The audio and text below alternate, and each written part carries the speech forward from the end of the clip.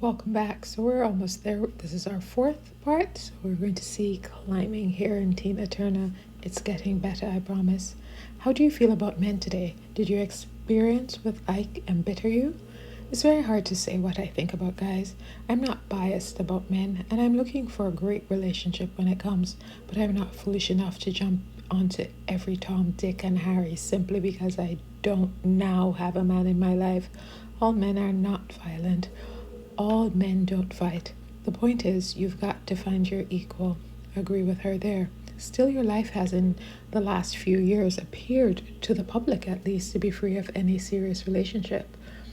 I've relationships, but mainly I've been working. People have to realize that I just got out of a very difficult marriage. I'm not the type of woman who needs to jump back into another. I like my freedom when I got out of that one. I've had a few love affairs, but nothing important. Right now, I want certain things in my life. I don't want to depend on a man to give me money. I don't want to be afraid anymore. I used to think I had to get married to help me get the things I wanted in life.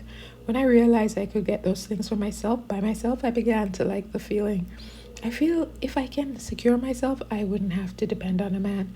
We'd only share love. That would be the dependency. I was fortunate to find Roger Davis, who's taken care of my career. So he's taken on the part of a man in my life on the business side. It's not as if I don't have men around me, but now I know I don't want to marry a rich man. Sure, I get horny. I need a touch, but that's not as important as what I'm trying to achieve for this girl who's been struggling all these years. I can grow to be an old woman and never have to ask my son for anything. When I wake up in the morning, I feel good and clear. And I'm very good alone. I enjoy the subtlest things. Since I can't live with a man I don't love, and since I travel all over the world and still don't see a man I want, then I just don't do anything. When I have boyfriends, it's always just one at a time. I loved Ike, almost like I loved Harry, but it wasn't beautiful and clean because Ike was so mean. I'm careful with my love. I can wait. I think it's coming. I can wait. So you see a lot of growth here, the independence, but the independence was always there from her being a parentified child. Some people feel that there's such a thing as battered wife mentality, and that once you've looked upon battering or beating as a way of expressing love, it's very hard not to see that as a way of expressing emotions. I could go with some anger in a man because you have to allow for it. I mean, I might get angry and slap. We're human, so I can allow myself to be hit. But I have to allow it. However, I'm not looking for someone that will, and I'm not dreaming up someone that will. I don't agree with her. You can live your whole life and no one puts their hand on you, and you don't put your hand on anyone. I am not allowing for that kind of anger in anyone. If you have an anger issue, go get help or lose your hand. I always saw the beatings as terrible. I hated them. I haven't brought any men into my life since Ike who have hit me. I'm not attracted by that kind of man at all. See, I've always wanted to be a classy lady. I wanted a classy husband. I wanted Mr. and Mrs. Henderson's relationship, and that's what I still want. It's my role model. I just haven't had it yet. I hate when people compare classy to healthy. That people, because what you mean by classy is rich people. Most rich people, domestic violence is in all kinds of relationships, regardless of socioeconomic background. Yeah, so the difference is the relationship healthy, and in healthy relationships, people are not hitting, and that can be in poor households, wealthy households, famous people, not famous people, whatever. Healthy people behave healthy. You're an exquisite looking woman. Do you think you're beautiful? I'm nowhere near beautiful. Ethiopian women are beautiful. Their sculpted faces, their noses, their hairline, and Scandinavian women are beautiful. I love that complete blonde hairline. They almost glisten, they're so white. I don't have a great figure, but I know how to dress my body. My legs are nice, and I know the right shoes to wear to make my legs look pretty. I know how to make myself look good, but I'm not a pretty woman. I'm in the class with folks who are alright.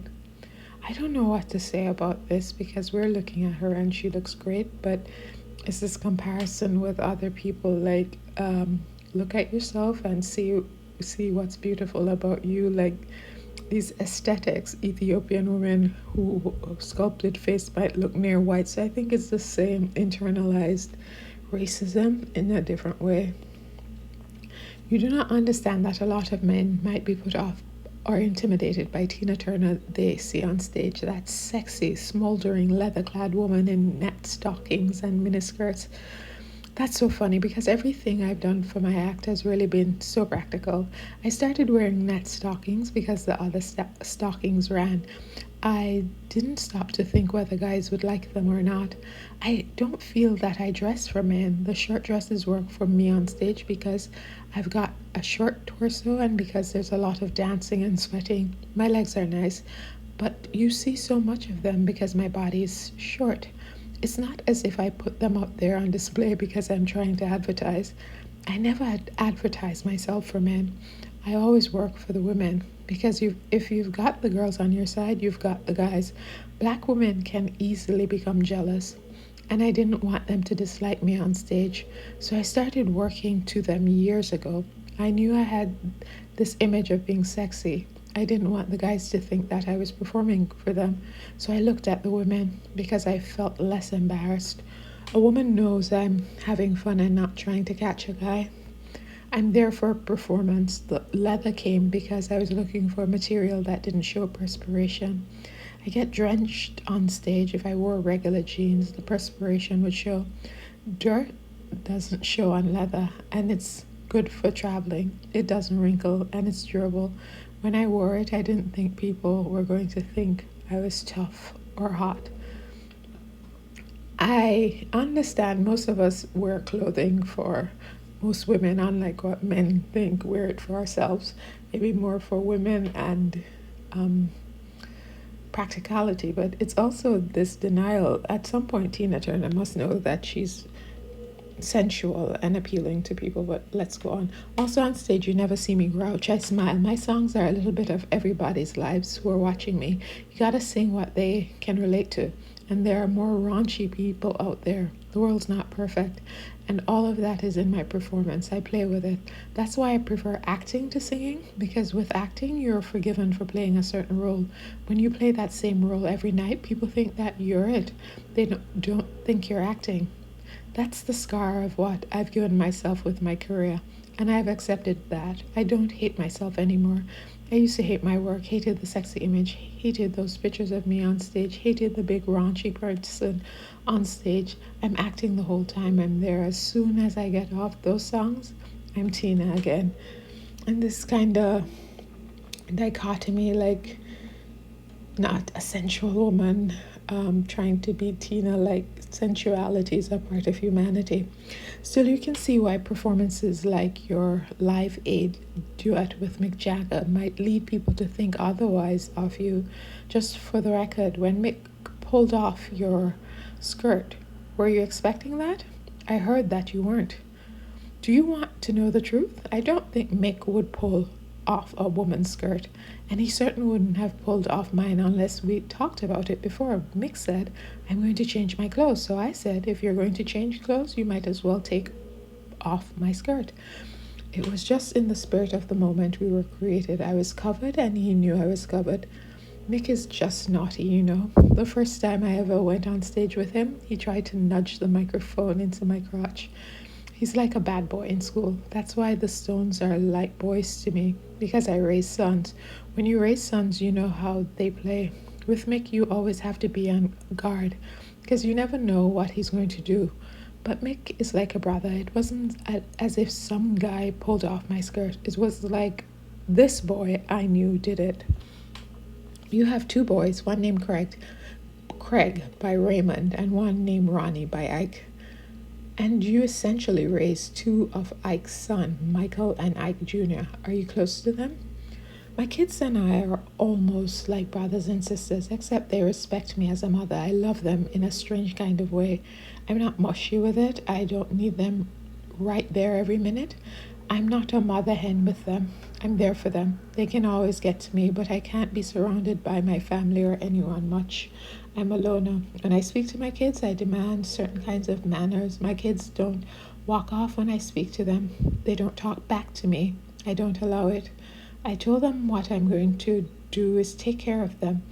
They I'm not going to take care of them. They take care of themselves. I'm here to help, but do not depend on me. You've got to use your own arms and legs just like I use mine. So you see her doing similar things to how she was raised. Not mushy, not tender, I guess, not because it's hard to give something that you never received. And she did get the glimpses of the Hendersons, but not enough to change really. How old are they? My oldest, Craig, is 28, like Ronnie.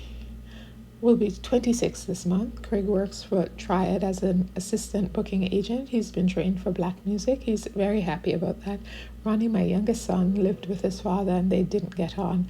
California wasn't good for him. He was very influenced by drugs and didn't want to go back there because of that reason. So he went to Texas. I cut him off financially, but I always had a string to find out what was going on and to get money there to help him if he needed it. Good for her. Finally, he's on his own 2 feet. He wants to record. I saw him recently and he made all kinds of apologies for all the frustrations he caused me.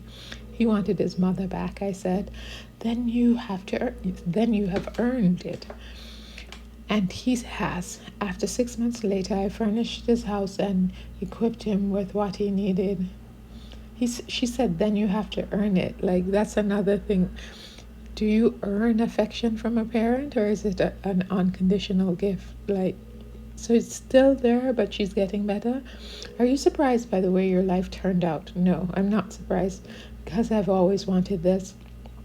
I don't stop until I get that respect. I may not ever get it completely because my life has been so hard so far, but I've gotten a taste of what that respect is probably like, and I like it. I may not be able to get that class because I didn't act my life, I lived it. I'm Tina Turner, I'm raunchy, but I know I'm a lady, and that deep inside of me there's a craving for class. I know I'm accepted, but what I've always wanted was the principal's daughter's world. And maybe that was my lesson in life. Maybe I had to learn something from wanting that and then not being able to have it. Instead, in this lifetime, I came back, so to speak, as a slave girl. This one is complex, and yeah, it's this can't be a full woman. You can either be raunchy or classy, or like, no, you can be both. You can be all, as Whitney would say, every woman. You can be all the things you want to be. You don't have to just be one thing. These false dichotomies of how people are. But yeah, this is where, so this is 1986.